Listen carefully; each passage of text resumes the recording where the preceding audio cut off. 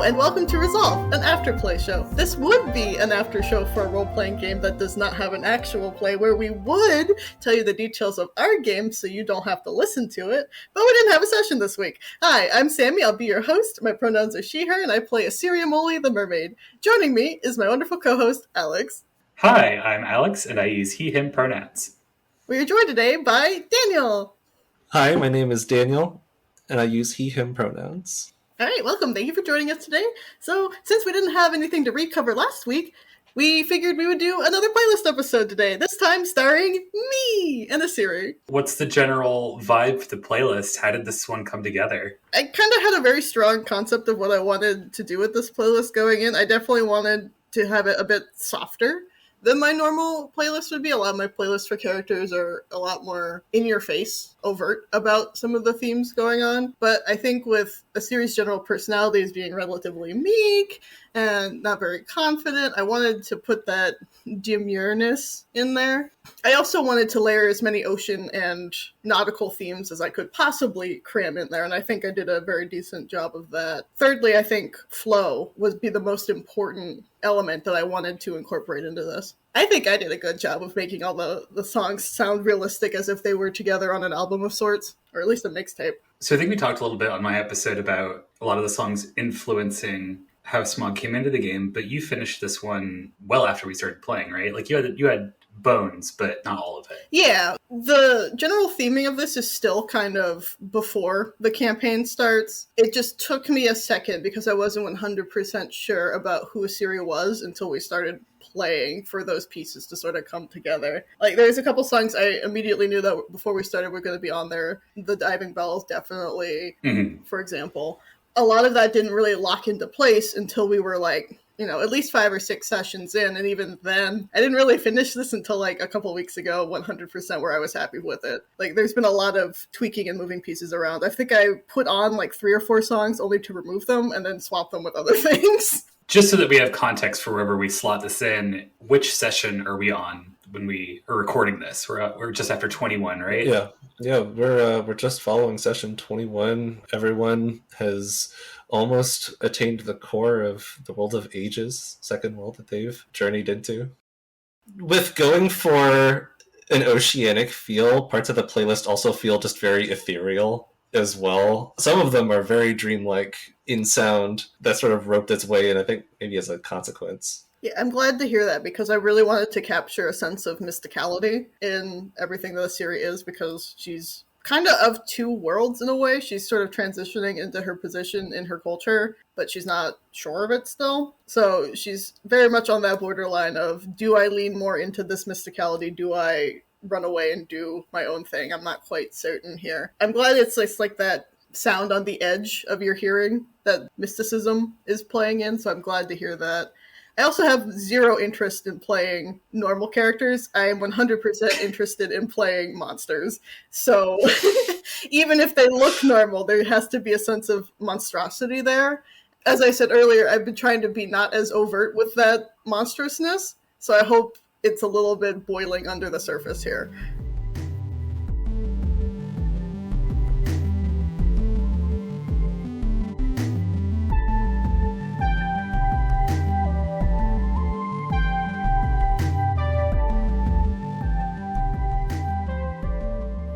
Alright, so let's get started into the tracks. First up, we have Seafarer's Lullaby by Ginny D. Far beneath the rolling tides, where the sunbeams cannot go, gilt and scaled with sightless eyes, monsters down below. Lurking in the icy deep, where the sea is black as ink, swimming horrors lie asleep, dreaming you will sink. So keep your feet fast on the land,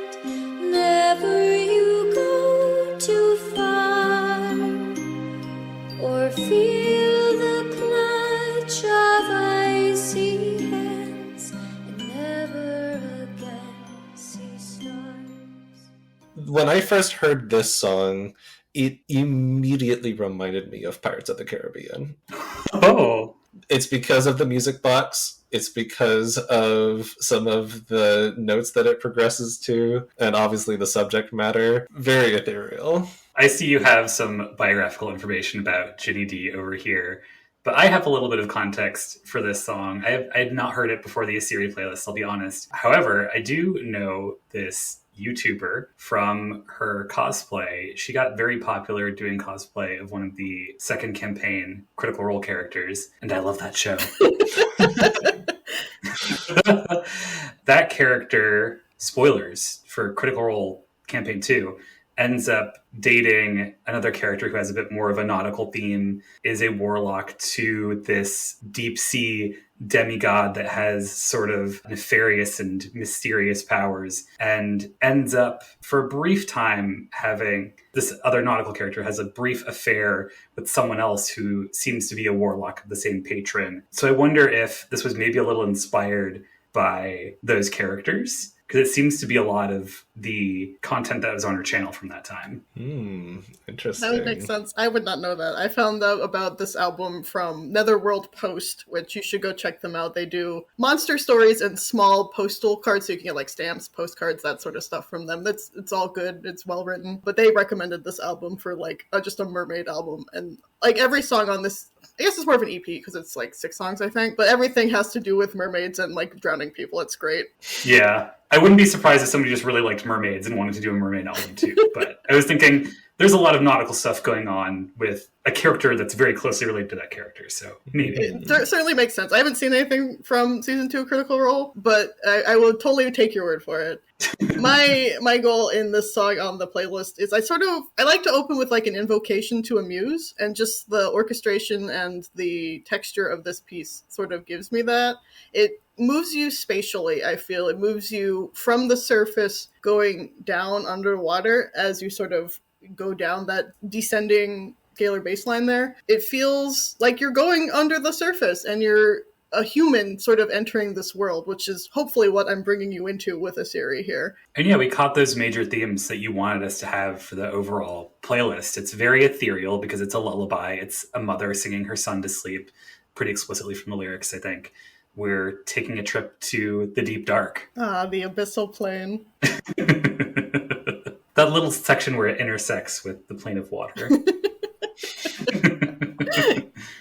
So the second song on this playlist is Call of the Sea by Claudie McCullough.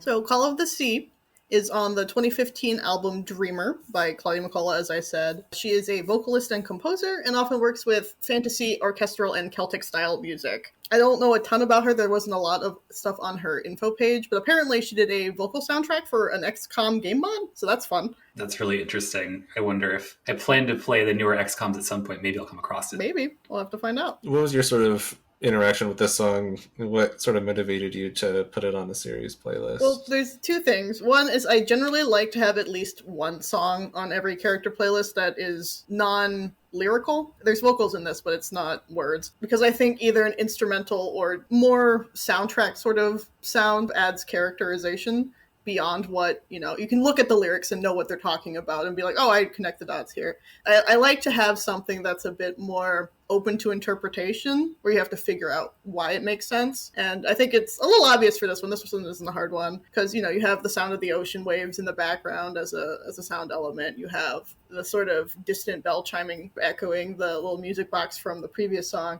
But also I put this on here because I like to imagine this is Isiri singing to herself under the water alone. Because she's alone for most of her time. So I was like, oh, she's definitely doing this to keep herself entertained. As I say, it was very atmospheric. I think that plays very well into that. Yeah, I was thinking about how I might slot this in, because there's obviously so much about Isiri that has to do with music. And I did think this as her singing, but I wasn't sure if it was like the song of her people that she's talked about before, or this was maybe we've talked about Isiri's thoughts being musical. I thought like that could kind of fit for this a little more than that, because the other one's going to have a detailed story of people's lives, and this is just humming. Yeah, I definitely think it's more of either her just sort of musing to herself or her thought process, because in my head, the Song of Her People is deeply complicated and just absolutely structured as like a multi-teal thing. I definitely agree that it doesn't fit for this song, but this is just her sort of cruising around in the Hadel Zone, just having a good time. Or a bad time, I don't know. Because there's not really a strong emotional inflection here. It's almost monotone, but not, at least in like emotion. It's still a little dreamlike and wistful. It feels like it wants something to happen. There's just on the edge of there being vocals at some point. It feels like this is on the precipice of something, but it always pulls back too. Yeah, it moves like the ocean does too. It builds up and then it ebbs back, and then it goes up and then it comes back again. So the third song is The Diving Bell by the Crane Wives.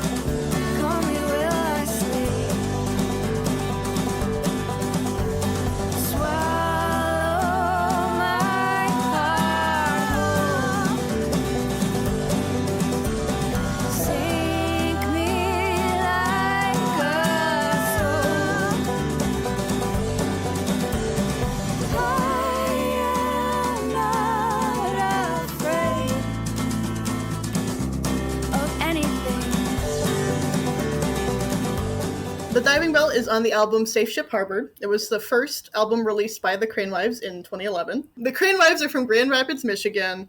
A lot of their music is delving into that folk rock style, a lot of acoustic guitar competing with electric guitar in a stylized fashion.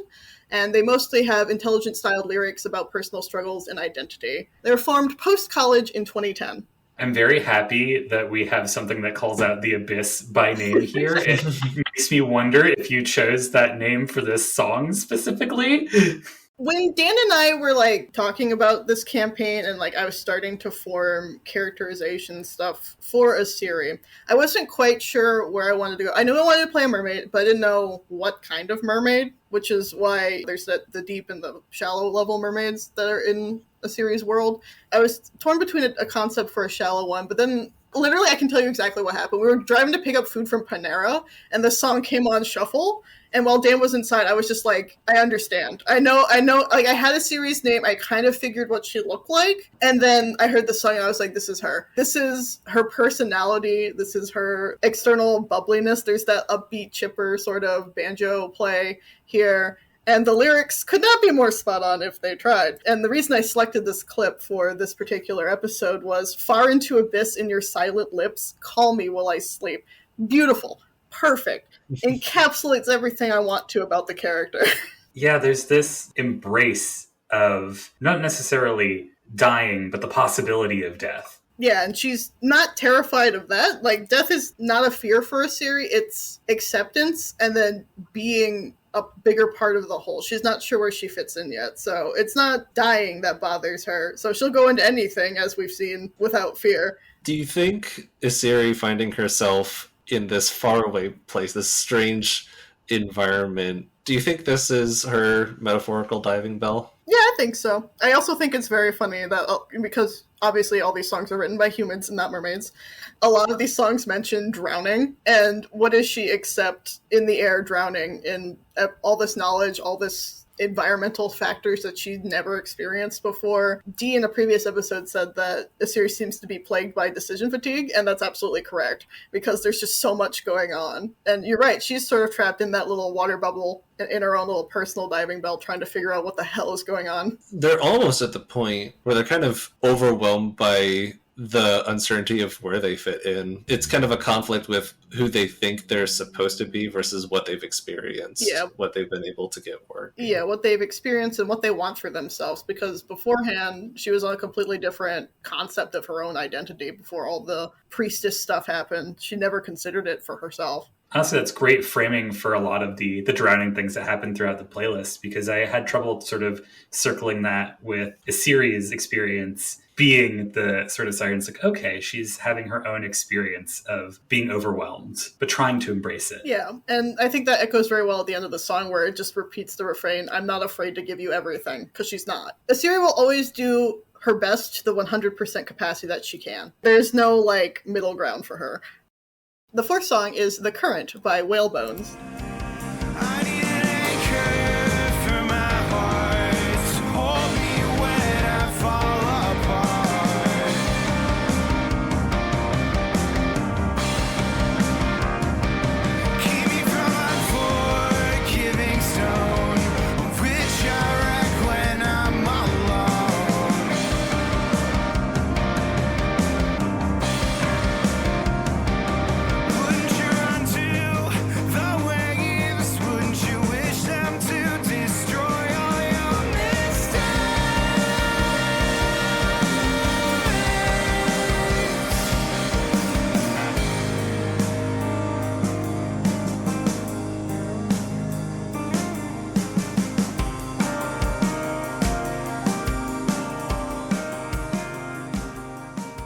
Whalebones is a small indie side project from Indianapolis composed of duo singer/songwriter Nathan Kane and drummer Paul Learman. This was released on the Seaside EP in July of 2015, and every song on this album is ocean themed. So something I don't think we got from that clip is there's a lot of lack of vocals at the start, and it's not quite as tense.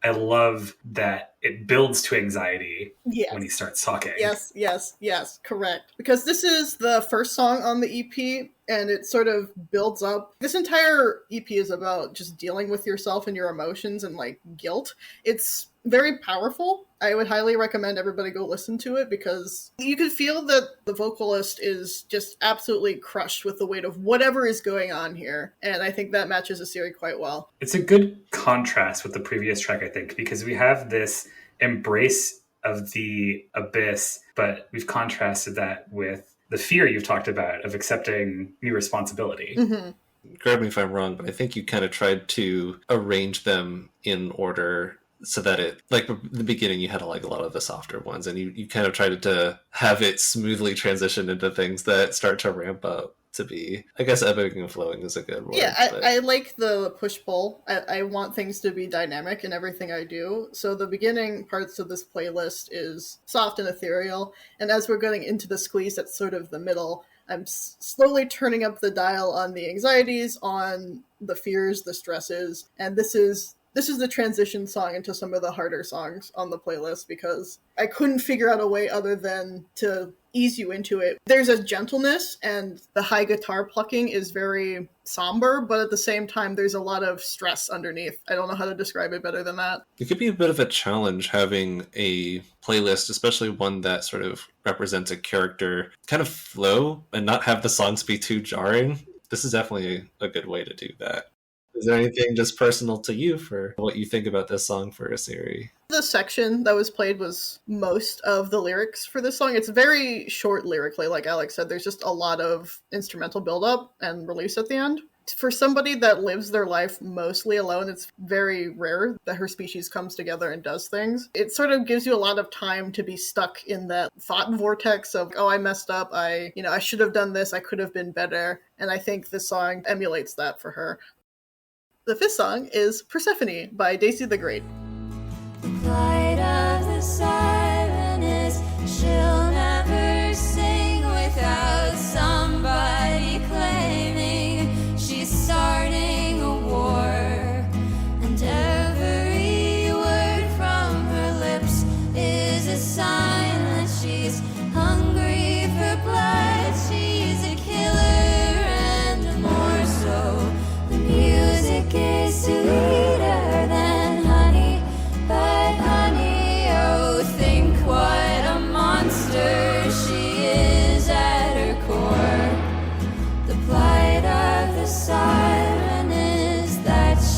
she's a menace, a beast like a wolf in a candy store.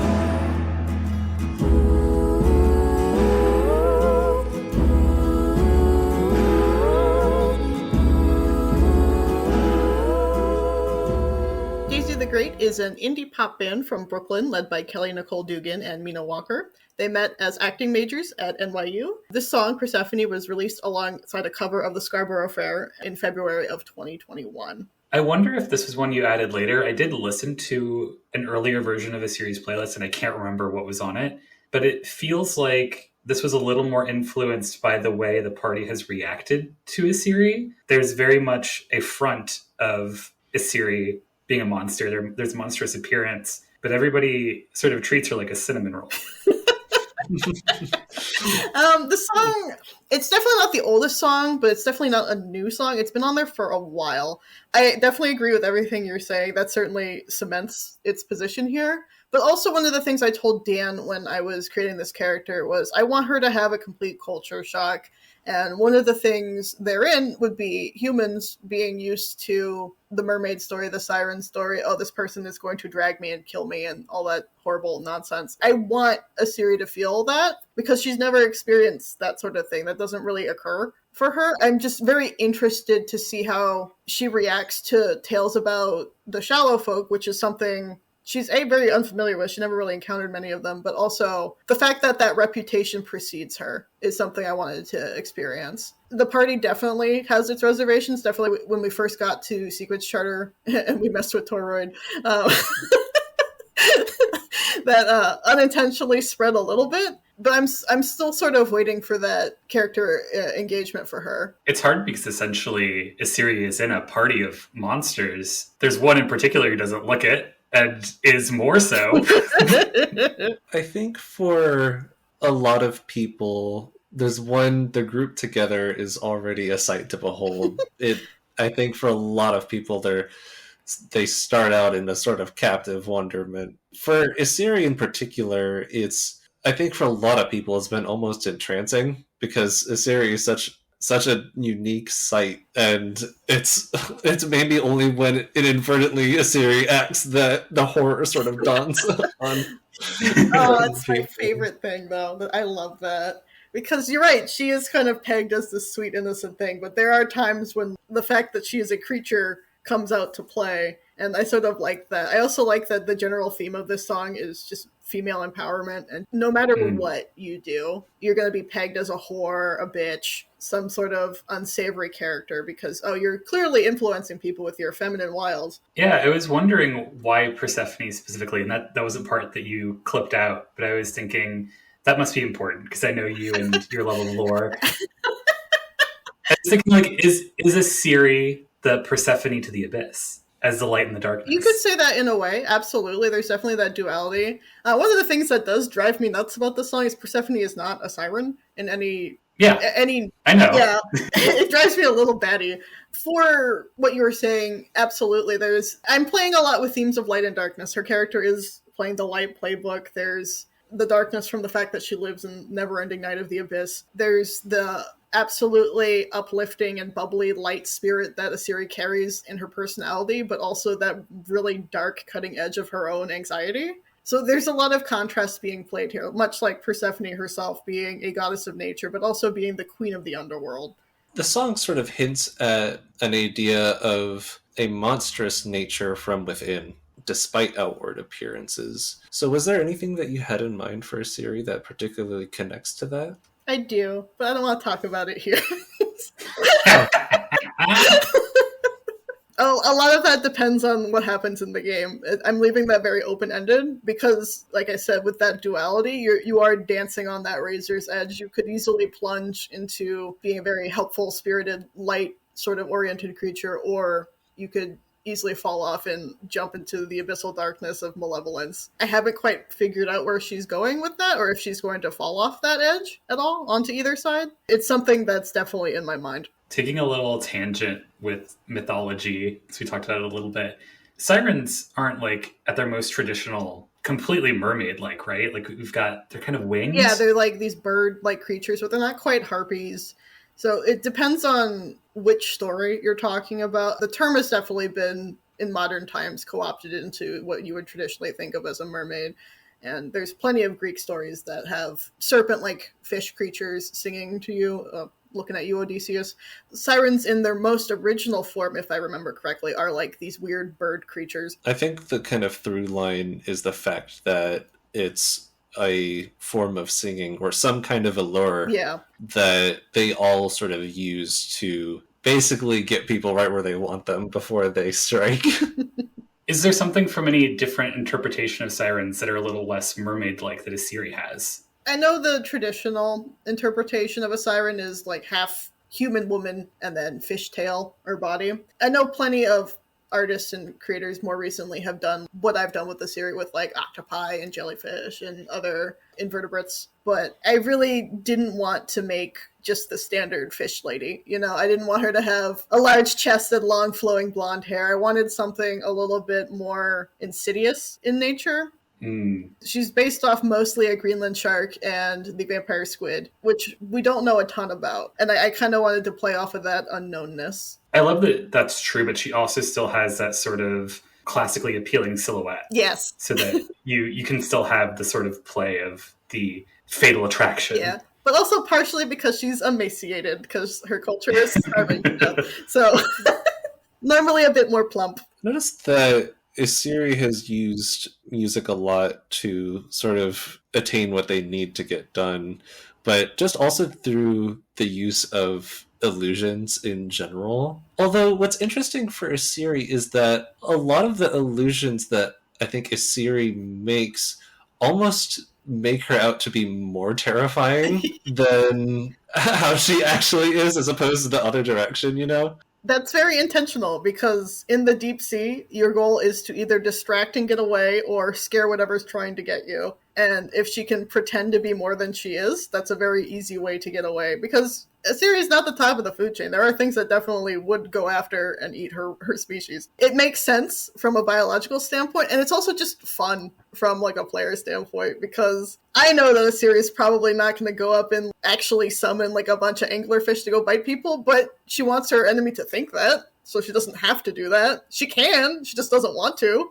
She would much rather avoid conflict at all costs, and if that means scaring somebody, then that's okay with her. The sixth song is All or Nothing by the Dream Masons.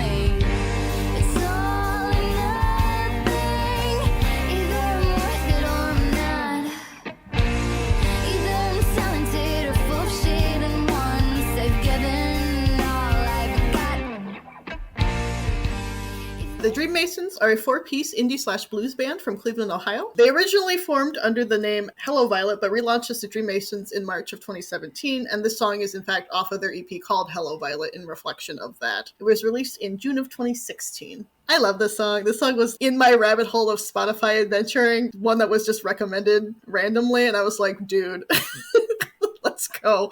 It's so good. This song occasionally gets stuck in my head, Good. And I think I'll forever associate this with this area. I cannot think of a song that more perfectly encapsulates what her interior negative monologue is. It's just so, like, Isiri does not swear. Isiri is extraordinarily upbeat, or if she's sad, then like it's just like a blubbering, wet, pathetic sad. It's not like angry. There's no secondary emotion expressed. But when she's mad, she just pulls inward and just starts criticizing herself. And in fact, in my mind, I can just think of a conversation with her priest chieftain Braithios, who has done nothing but criticize her mistakes and blunders, and this is just in her mind after that conversation. Yeah, I think every character playlist needs one song that's about the character's most toxic trait. Boy, what a toxic trait. It makes me feel like Isiri is kind of this gifted student. Ooh, gifted student syndrome is pretty Are good. we calling me out Listener. personally? I would like to know before I get roasted. Look, who among us has not at some point been in the gifted classes or whatever? But I also like how this reflects a bit back onto the diving bell, too, because I'd sooner give it all away than just give only half of me, is reflected in I'll give you everything. And Isiri is 100% all or nothing. If she doesn't think she can do it, she'll back away and find her way out of it. But if she does, she's going to do it to her best 100% of the time. Fight or flight, always active. Fight or flight, always active. Also, I just really enjoy the Dream Masons. Ever since discovering this song, I have listened to more of their discography. Not this song, but some other songs that they've done sort of remind me of an older No Doubt. Ooh. There's a lot of like sort of ska inspiration in some of the other songs. Not so much in this one, but I'm just like, ooh, that's interesting. I also just adore how the guitar is handled in this song. It's just so unabashedly there. We're definitely building the sort of tension and the aggression here too. But my big note for this song was, this is the most aggressive one so far. So And I know it's not the most aggressive one in the playlist.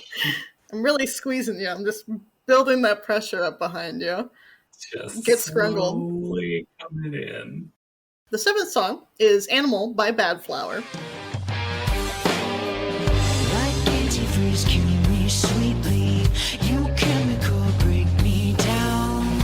My albatross always with me. My cynical siren song.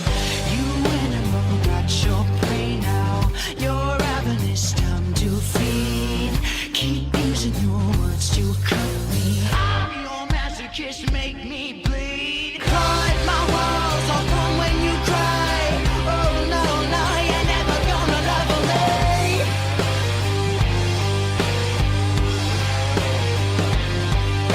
You're licking your chops and you're how with your eyes. Oh no, no, you're just like an animal.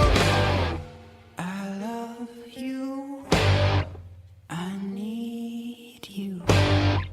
I want to.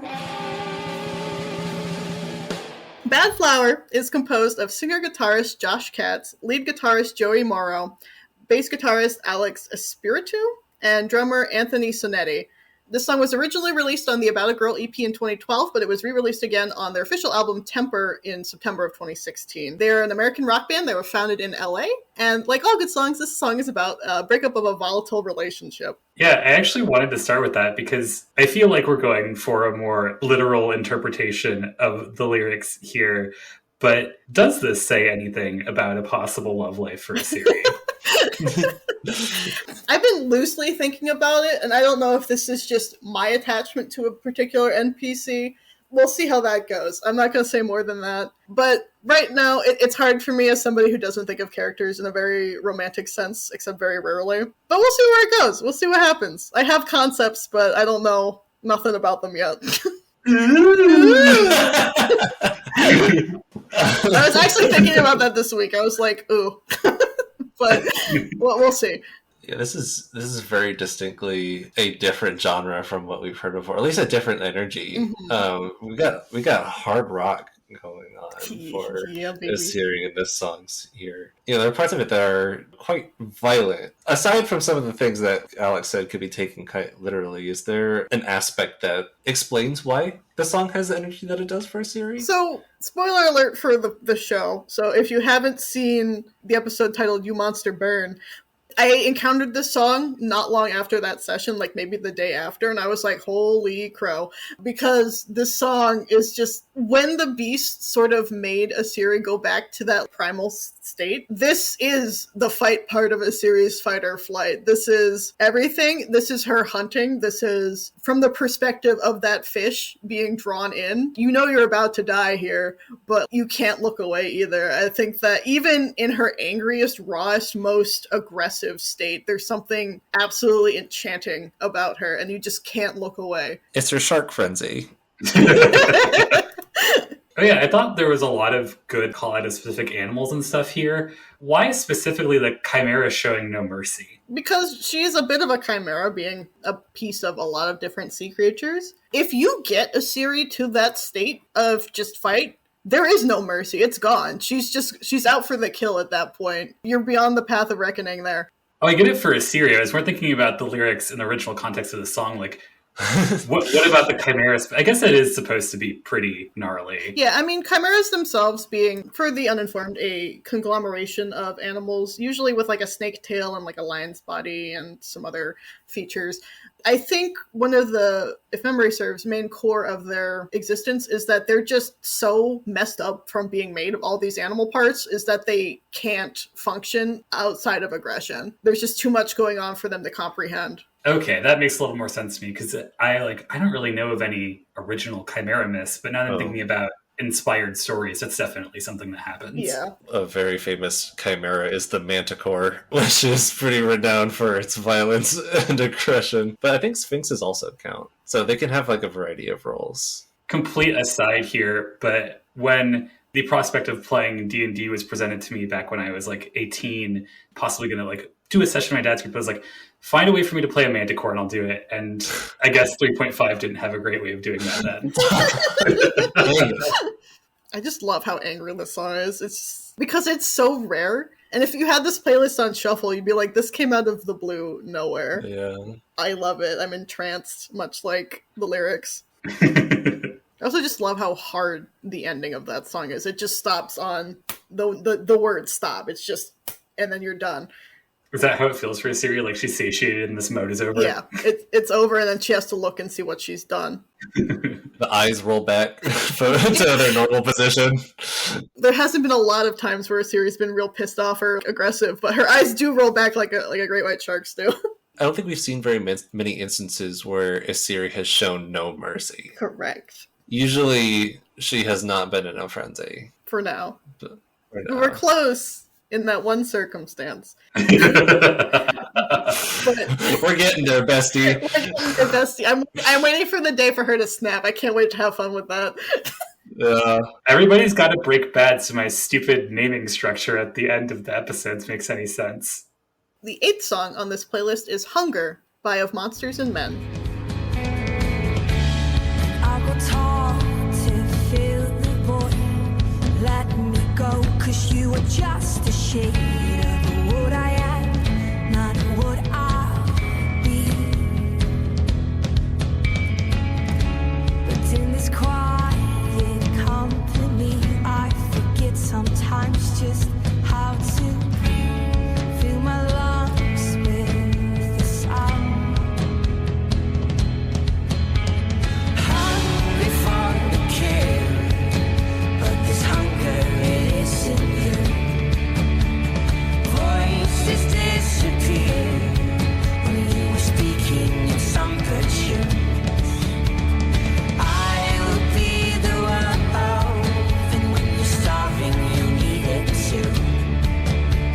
Hungry for the kill, but this hunger, it isn't you. I hope most people know of Monsters and Men. They've had a couple big radio singles, i.e. Little Talks, but they're an indie folk rock band formed in Reykjavik, Iceland in 2010. Lead singers are, and forgive me my pronunciation, Nanna Bryndís Hilmjasdóttir and Ragnar Throlson, and they definitely do a lot more of those classic indie vibes, a lot softer and a lot more emotional felt. Hunger is from their album Beneath the Skin, released in May 2015, and it is the 4th single from that album. I can pick up on a lot of the surface level, but I guess my question for you, Sammie, is there anything in particular about this song that reaches deep for what it means to be Isiri? I think it ties back to her metaphysical needs. Like, obviously, on the physical level, her people are starving, so there's that. But I think Isiri has a hunger for life that she hasn't yet satisfied in a meaningful way. She's not quite sure of what that means and what it means to live. She just knows she's not afraid of dying, if that makes sense. I think she's definitely searching for more, and the hunger she wants forces her to act in strange ways. She feels like that's the point where she's stumbling over. That's where the source of her mistakes are. So she's hungry for all this knowledge, information, all those pieces to make her feel right, but at the end of the day, she isn't quite sure if it will still be her in the end. So something that was interesting to me about this track is our two vocalists here. And there's a little bit of comparison, a little bit of checking in with the other person. I was wondering if that's significant for Isiri at all. Are we supposed to think of this as a mentor, her sister, someone in conversation with Isiri? I definitely think it's possible. There's definitely long distance communication. She's very in tune with her mentor, Elder Musa, but at the same time, there's that stark disconnect. So if you want to see somebody checking in on her, it would be Elder Musa probably, or it could be her sort of familiar Forsafini, but Forsafini doesn't talk. If only. If only. That sort of same relationship you have with your dog is for Safini. It could be the parts of Isiri in her head that she's fighting with, the urge to explore more of her mysticality and then the urge to kind of go back to the way things used to be. So they are at odds. We also noticed this was another one where the tempo picks up in the middle. The reason this is placed here, it is that moment after she's had that aggressive outburst, she's having that reckoning, and she's figuring out, okay, did I just do that because it was the right thing to do, or is it because I wanted to do it? And I think that's also part of this conversation. That's why I was mainly curious about what's kind of a little bit more underneath what you feel for Isiri here. I think I kind of get that. There's certainly a lot of weight on her shoulders, depending on how that is distributed. And I know I'm being very vague with a lot of stuff, because I have a lot of ideas for what I want Isiri to do, but a lot of it depends on what happens in game. So I don't want to say something and then be like, oh, actually this happened. You guys are definitely at a cusp, so maybe some more ideas will solidify, or at least they'll start to line up with what you're thinking. That's exciting. I can't wait to see. The ninth song is WWR by Dreadlight. Dark, dark, back to light. Scared to face myself, but I think this time will be okay. I feel I'm finally changing. All these things in my head, I forgot what I said. Don't wanna be a broken record, so I'm quiet instead. All these things that I mean aren't quite what they seem. Don't wanna be misunderstood. That place terrifies me. Sometimes the world gets so dark and I find it's easier to be alive. My head held down and eyes closed. But I'm leading into the unknown, realizing I'm not alone. Still afraid yet breaking through. Dreadlight is an alt-rock duo from Portland, Oregon. They describe themselves as pleasantly headbangable, and this was released on the EP Dawn in the series of two other EPs released in the year of 2019 alongside Dusk and Limbo. So they could be viewed as a full album together, but they're separated into little mini CDs. I love Dreadlight. If Cranewise was my discovery of 2021, Dreadlight is my discovery of 2022. I'm obsessed with them. They have absolutely delightful covers of the Hex Girls from Scooby-Doo and Dead Horse by Haley Williams. Absolutely go check them out. I'm also here to say yes, yes, yes. Check them out. That covers, it's really damn good. Yeah, they're very young. I'm excited to see where they go. They're young, but I feel like their sound is like of a much bigger band, Yeah. a more widely known band. You know what I mean? Absolutely. Unrecognized. Yeah, I feel like that happens a lot. Well, especially because you're sitting in the engine of Spotify where you get into your big bands and then you're like, well, here's something that sounds like it hasn't broken big yet. See, I don't have that problem because I listen to bizarre shit all the time, and Spotify has no idea what to do with me because some days I'll listen to Bruce Springsteen, and then the next days I'll be listening to 1920s jazz mixes. So I feel like they've been around long enough they can get people on some different tracks, but you can be chaotic enough that they're unable to serve you anything recognizable. correct, which is most of my problem. I will say, I don't know if you guys have experienced this a lot, but for me, a lot of the songs that I have found for some of the playlists, especially for characters that I've made, have come through discovery from suggestions, or at least maybe something that has come up randomly or somewhat randomly. I don't know, like it still plays like a pretty big part because there's a lot of groups that I've heard through this sort of process that I probably would have not found otherwise. Something that I found really helpful if you're playing a character that has something to do with like a fantasy or sci-fi trope, or if you can get something, just like one word that's a little more out there that describes a character, you can usually find some weird tracks that go along with it. Like I had a character once who was romancing a werebear, so I found some songs by a band named Werebear. That's how you do it. And Spotify is a great discovery tool for that. And thank you, Spotify, for introducing me to Dreadlight, because I love them. Putting aside what you think about Isiri for the future, how has Isiri been changing up to this point? Because, sure, granted, maybe not a huge amount of time has gone by since you guys first met up with the rest of the group. There's been quite a lot that you've been through already. Yeah. I mean, Asiri's still young, so I like to imagine her entire personality isn't quite set in stone yet. And I think a lot of what's going to happen through the campaign is the determining factors that sort of put her into the position of what she will eventually be. My thoughts in this song reflects her being overwhelmed, but it also reflects her being as a part of the party too. Again, this playlist sort of takes place before they meet the party, but it's definitely, you can filter it through the lens of it. Some part of Isiri is scared to face herself, as the lyrics suggest. I think she's a little afraid of what she's going to find based on what she chooses and what her actions are. That's why she makes herself be a little bit more meeker than she has the potential to be, because you guys have seen when she's in a good mood, she's pretty gregarious and in your face about her opinions and things, but when she's uncertain, that's when she draws back, and that's when her slow thought process takes over and she hesitates. This is definitely the one that makes me feel Isiri most in the playbook. If I was saying, like, this is how Isiri is light, this would be the track I choose from this playlist. The light's sort of the unspoken pillar of the community, and I definitely think a lot of that lead by example sort of thing is present here. Oh, I also jotted down the repetition of Just Keep Going has reminded me of Finding Nemo. In the context of the series. I love that, but also rude. Definitely the right place. Absolutely rude. One of the things I forgot to mention at the beginning of this episode is I do have a set of like unspoken rules about me making playlists, and one of them is I will not intentionally put in songs that are strongly related to other media into a playlist. So like if it's explicitly from a movie, if it's explicitly of like a video game soundtrack, I won't put it into a character playlist, because I want you to think about the character and not that piece of media that's not related. It comes up again later, and yes, the exact same thing. Thank you. I will always think of Isiri as Dory now. Good. I'm glad. No. Hopefully she's not as forgetful. Hopefully. The 10th song is called Spirit in Disguise by Olive Klug.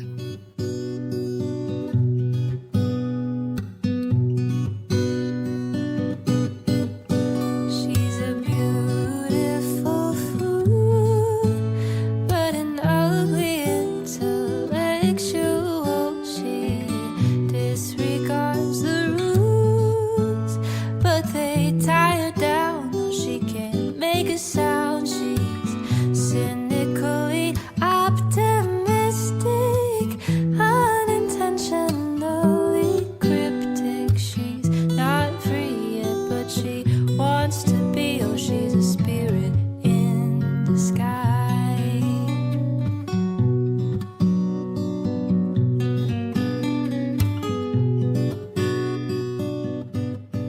The song was released on Olive Klug's EP Fire Alarm that was released in September of 2019. She is an independent singer-songwriter and has a flair for folky music with a strong lyrical sense. This was a newer song for this playlist, probably put it on like a month ago. This absolutely encapsulates one of the concepts I have for Isiri going forward. Oh, so we can't learn too much about this one. I'm not going to answer every and all questions, but who knows? I will just comment then that I saw a theme, not just in this song, but throughout, of a sort of deification of Isiri. And maybe that's just because we're talking about being related to the abyss sometimes. But this one is sort of explicitly, like, in the end, calling herself a goddess. And I think there's a little... You could mishear spirit in disguise as spirit in disguise. I think that's purposeful. There's a lot about just deification, other people being unaware of it here. It kind of goes back to the overall mysticality that Isiri sort of possesses. It makes me laugh so hard because Alex and I did not really talk about our characters beforehand with each other going into this campaign, but there's just so many. If the Venn diagrams were put together, it's like nearly a circle. It's so The thing is, I talked with each of you before about your characters, and I saw this coming, which I was so totally ready for. I'm like, oh man, they got some pretty connected yet opposing backgrounds in a major way. I mean, I love that as being the dark and the light. It makes me nervous too sometimes about the choices I make because I don't want it to be viewed like, oh, Alex did something cool, so I'm just going to copy what Alex did. I was just faster than gaining experience. I know, that's it. A series of a slow bloomer. Smog was already like a master. Yeah, that's true. That's where our characters are very divergent. Yeah. There's quite a lot of opposition, quite a lot of mistrust that could be spread around, especially in the beginning. It makes sense. There was a lot of people, the circumstances were completely unknown, but that sort of barrier people put up when they first encountered so many people was part of the reason why Smog's sort of background energy was just replenished with the experience. A lot of dark links to go around, especially early on. Yeah. And now they kind of petered out. Like, I got out at the right time, I guess. Familiarity starts to breed more compassion, more acceptance. The more you know something, the more sure you are of it. Yeah. I've said this before, and I always think about the one session we had where Smog was looking at, like, what's the most dangerous thing here in his deep dive, and Dan was just like, Isiri.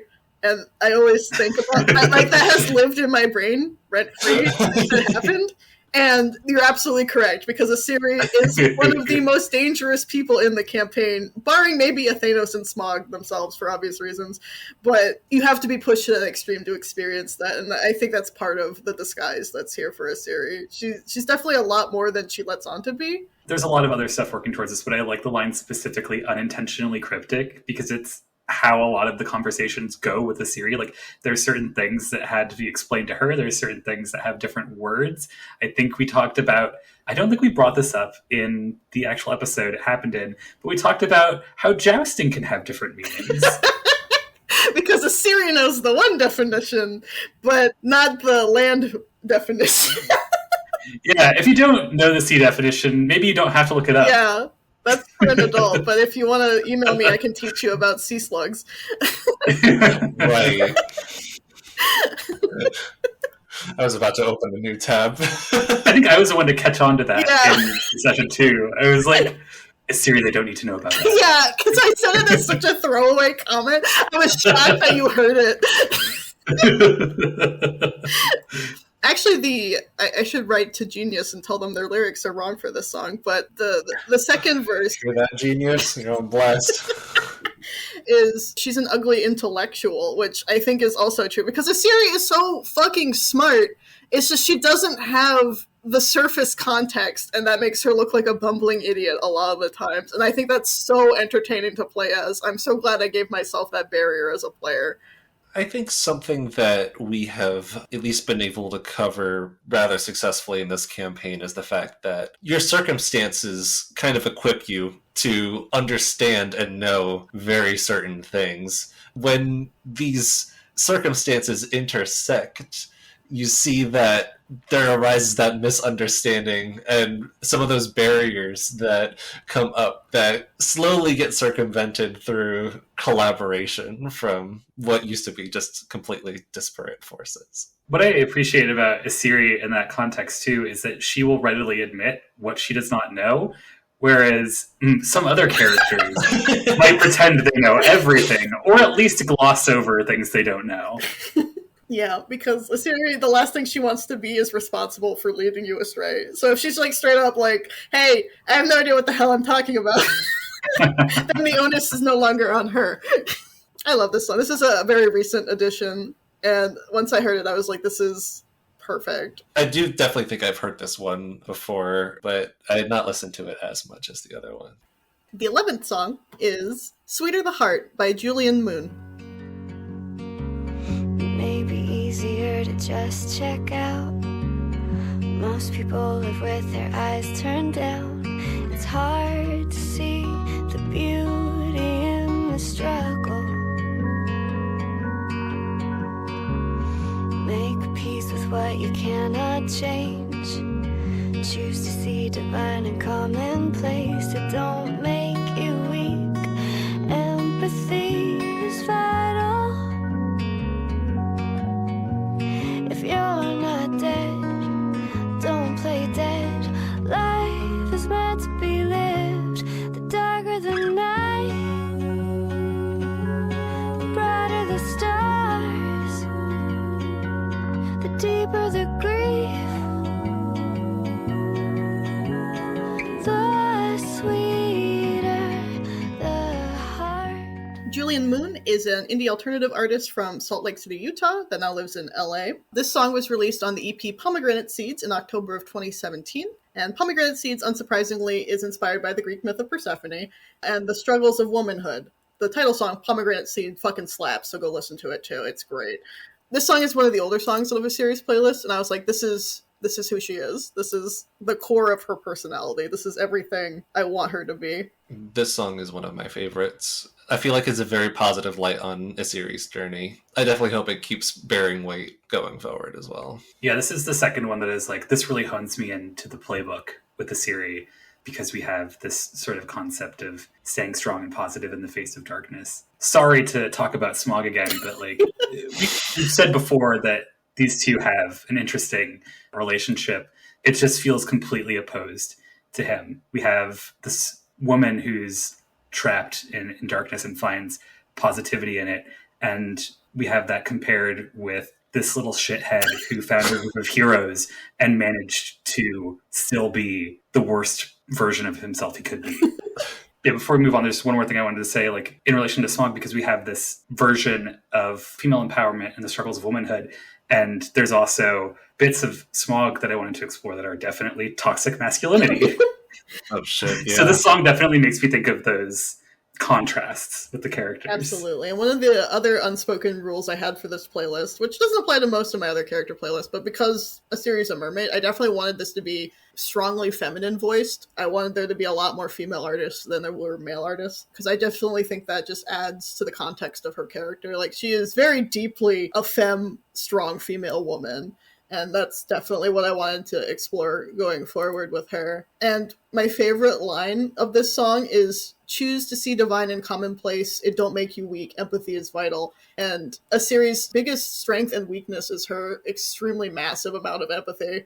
I think this is definitely what we've seen on full display going to this point. Even with people who the rest of the group might consider a villain, Isiri still reaches out with empathy towards them. It's very true. Because no other character knows true darkness in the same way she does. I love how that plays out every time. The 12th song is called Onward by Madeline May. Onward, dear friends, I must be going far away. Onward, please don't follow, I'm going where no one knows my name. Onward, hopscotch, skip rocks, keep growing. Maybe someday when I'm old and gray, omniscient, all-knowing, I'll let them know my name.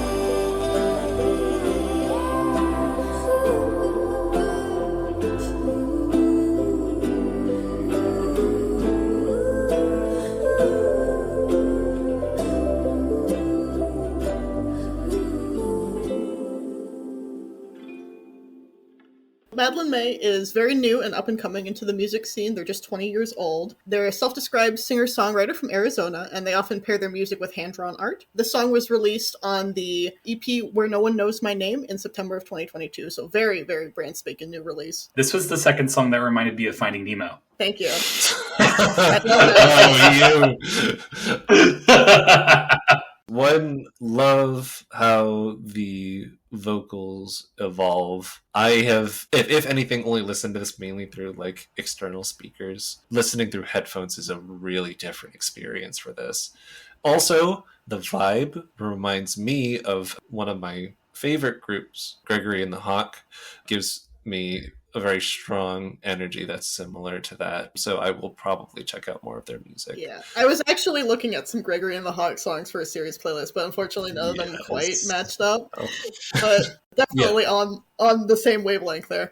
The other thing is, I feel like this song, and correct me if I'm wrong, I feel like this is very much describing some of Isiri's experience now into this adventure that she's found herself in. So, this particular song, this playlist takes place before the start of the campaign, and we're sort of easing out of our scrunch, which is the very end, as we go into the finale of this playlist. So this is Isiri leaving Odessa Marilla, the city she sometimes lives in, after a ritual going bad, and this is what's happening like right before they get warped into the start of the game. So this is sort of the prayer she's saying to herself. Like, she doesn't know if she'll ever come back again at this point. She's so embarrassed, she's so upset with herself, and she's like, please don't follow. I'm going where no one knows my name. And that letting go of everything you ever knew because you're so ashamed of yourself. I might have forgotten this detail, but was Isiri basically preparing to put herself in voluntary exile? Yes.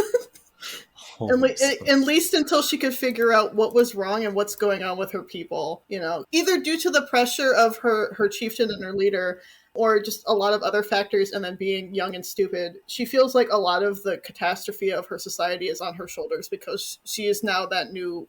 she's not quite a leader yet because she's just a priestess in training, but she knows that mantle is coming for her.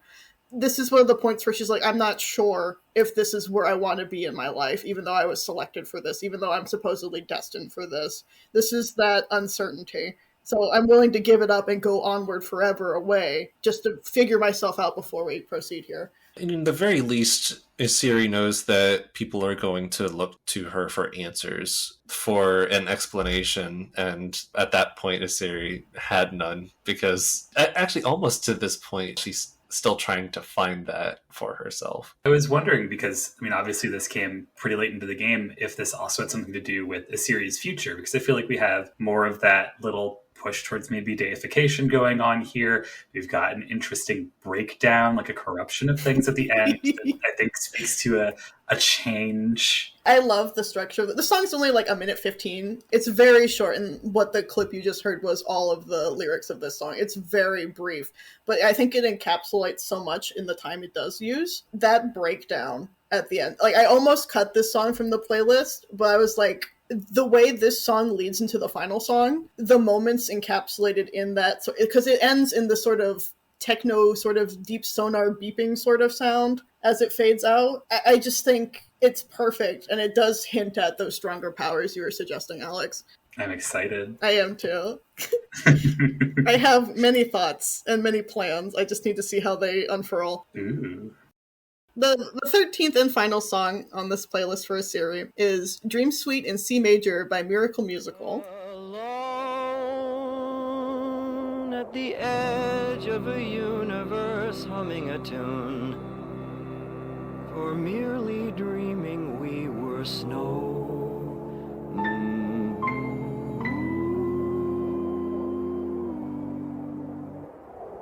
A siren sounds like the goddess who promises endless apologies of paradise.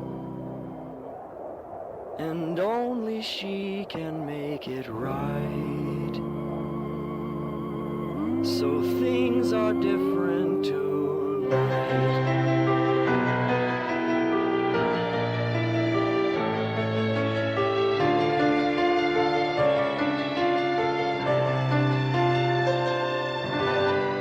We'll go together in flight. So what can I say about Miracle Musical? They are a musical project spearheaded by Joe Hawley with Ross Federman and Bora Karaka. Hopefully I said that correctly. Their only work to date, and potentially ever, is Hawaii Part 2, which was released on December 12th, 2012 at 12:12 a.m. This is a highly, highly surrealist experience. This entire album is bizarre. It goes through many genres. We're talking like rap, 8-bit techno sort of stuff, to that traditional musical overture style, to there's a song that's a palindrome. It's played the same backwards and forwards. It crosses all sorts of languages. There's songs in English, there's features in French, Japanese, and Native Hawaiian as well. This album is nuts, and I have to thank Daniel for showing me this because it's a masterpiece in composition overall. I could do an entire podcast about this fucking album. I could do a podcast about this fucking song. With how complicated and surreal, they'd never tell you the meaning of the story, because this entire album has a story, but it's entirely up to your interpretation. Yeah, this is something that I definitely would like to encourage anyone listening to check out. It is an unforgettable experience, and like Sammie said, it's woven together. You gotta listen to the album in order completely. This song is, in particular, the finale of the album, and it brings together, and when I say this, I mean it brings together all of the other parts of the album into one final song. And It's quite a long song. Yeah, it's 7 minutes long. 7 minutes long, and it does have features of every other song, but it doesn't feel forced. Like sometimes if you're sitting through like a musical overture, sometimes it's like, okay, they had to put a weird section here to connect these two pieces. There's none of that here. It's so fluid, and it goes so greatly with everything it's been built upon previously. It is a masterclass of composition. Personally, I think this song in particular actually it poses some changes or differences or contrasts with what some of the precedent of some of the earlier songs were, because this album has an intro that has a very similar beginning, except the lyrics are distinctly different in a pretty significant way. This song is very much of this album, but at the same time, there's a lot of elements in it that pertain to Isiri as well. It was so hard to pick a cut of the 7-minute song to share. There's so much going on in this piece that it's mind-boggling. Something that I appreciate that I just understood listening to this clip again was that the voice sounds like it's coming through a radio at first while the instruments are very crisp.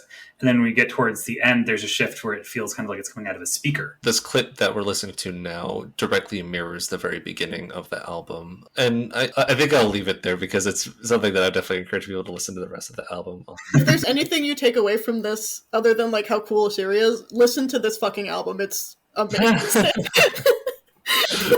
I think that's the plug, to be honest. Yeah. There's a lot going on here. And in my mind, this is the outro of that album, but I also put it as the outro to a series playlist here. Whereas a lot of the other songs are like Isiri thinking about herself or Isiri's experiences stuff. In my mind, this is the Abyss communicating to Isiri. This is like after, if the last song Onward was Isiri's prayer to the Abyss, this is the Abyss's answer. Hey, did we like telepathically connect over our characters or something? Because like...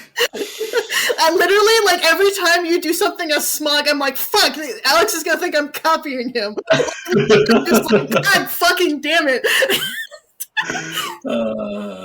I will say that there are some distinct differences that kind of separate Smog and Isiri, despite some of the circumstances that they're from.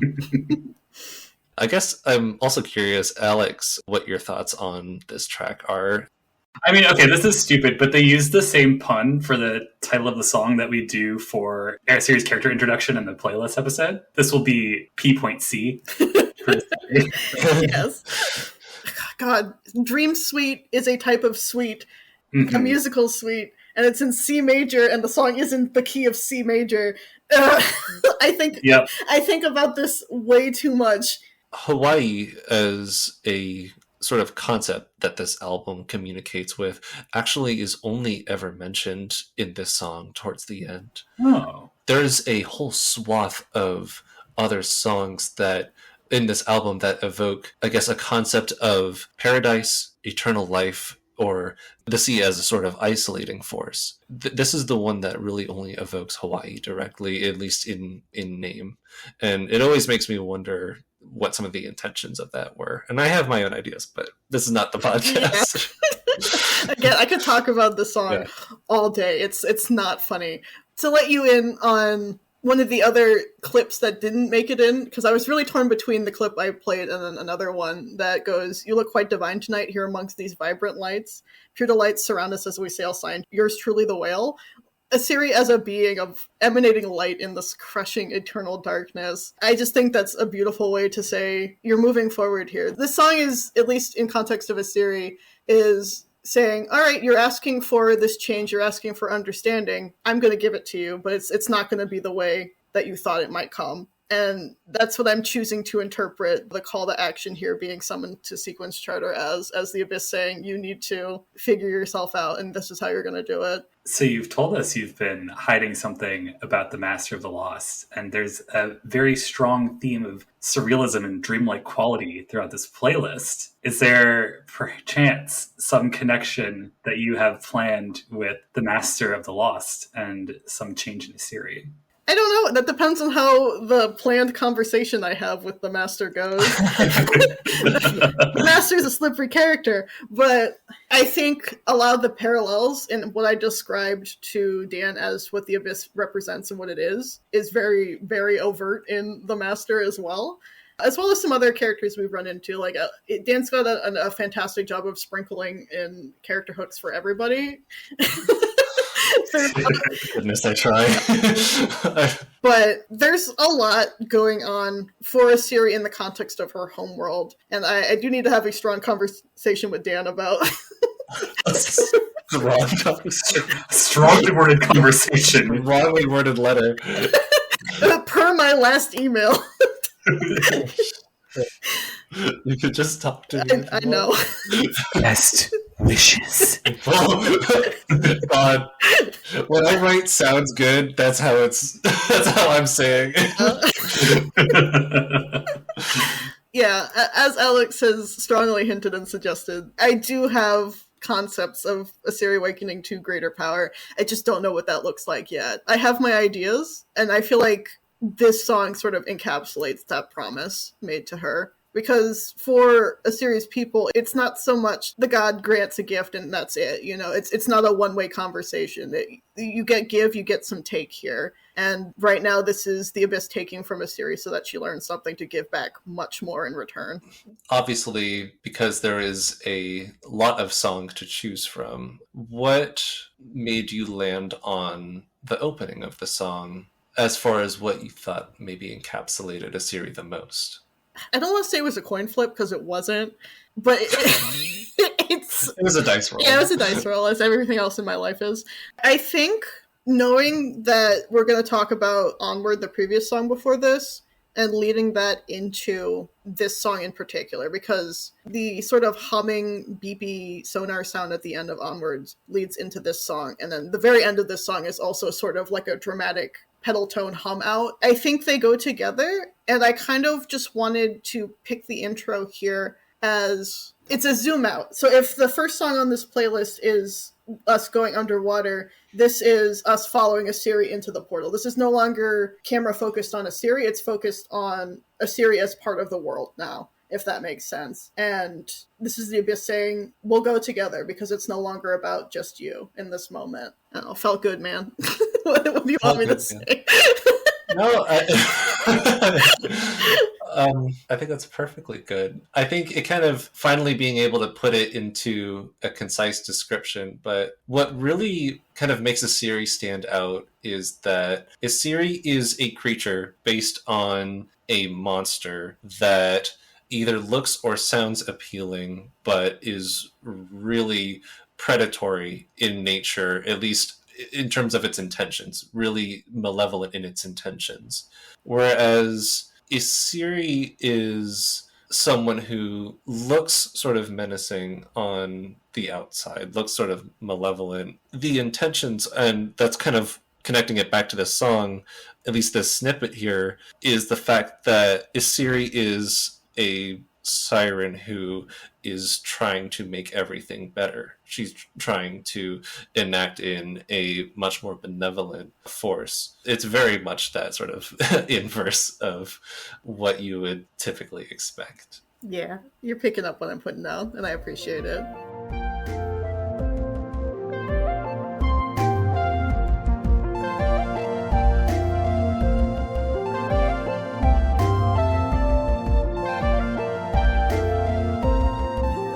Alright, so let's get into the resolution phase, the segment of the show where we each get to say something about this playlist, but with no responses. What is your final say on this experience, Daniel? I think that some part of the universe is trying to tell Isiri that she can make things right.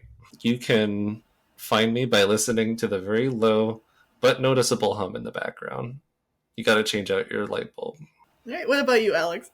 This was a very exciting playlist, but we probably have a couple more ahead of us, including one for the new Avatar of Alexander Smog. You can find me at Twitter, Shining Crobat. I was struggling with something to plug specifically for an Isiri episode, and I was considering music, but I don't think you need more of that to investigate right now. So I'm going to suggest a game called Osmos. If I had to compare it to something I think Katamari would be the best, you start as sort of a blob of water, collecting smaller blobs of water to get larger. And I think that idea of like water and consumption made me think of Isiri and is a perfect sort of evergreen recommendation because I loved that game. As for myself, I guess the only way we can take Isiri is onward into that sweet sea. You can find me at the base of the kelp beds, hanging out with all the Selkies. This has been Resolve, an Afterplay show. You can find us online at most social media sites at ResolveAP. Except Instagram, which is at Resolve Afterplay. Thank you so much, everyone, for joining us today. You can buy the game we're playing in our regular episodes, Interstitial, Our Hearts Intertwine, from its creator, Riley Hopkins, at linksmithgames.com. All links will be included in the description of the episode, including a link to this playlist. Thank you so much for listening. We end our turn here, so now it's your turn. Tell us about a playlist you're making for your character.